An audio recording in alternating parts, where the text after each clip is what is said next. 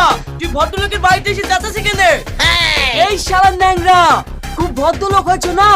আজ 1 বছর হয়ে গেল তোর শালির সাথে বিয়ে দেওয়ার কথা। আজ দেবো কাল দেবো বলে ঘোরাছি, শিগগির আজ বিয়ে দে, নাহলে তোর শালিকে টাইনতে টাইনতে নিয়ে যাবো। এই চুরো ওরকম করছি কেন? আর 1 মাস দাঁড়া, ঠিক বিয়ে দেবো। তোর আর একটা কথা শুনবো না, ছাগলকে পাতা দেখাচ্ছি না। এই চুরো চেঁচাস নি, চুপ কর। শ্বশুরে জানতে পারলে আমার বুক কেড়ে নেবে। কি ব্যাপার, বাড়িতে এত হইচই কেন? সেরকম কিছু না আব্বা, অনেকদিন পর বন্ধু দেখা করতে এসে তো তাই একটু কথা বলছি। আপনি ঘরের দিকে যান। হাট, ঘরে যাবে মানে? আমার বিয়ের কথা তোর শ্বশুরকে বল। তোমার বিমানে? আরে আপনার ছোট মেয়ের সঙ্গে আমার বিয়ে কবে দেবেন তাই বলেন। তোমার মতো ছোট লোকের সাথে আমার মেয়ের কেন বিয়ে দেবো? আমি ছোট লোক, এই ন্যাংরা খুব বড় লোক নাকি? তাই আপনার মেয়ের সঙ্গে বিয়ে দিচ্ছেন? তুমি ওর সঙ্গে তুলনা করতে যাচ্ছ? ও আমার মেয়ের জীবন বাঁচিয়েছে।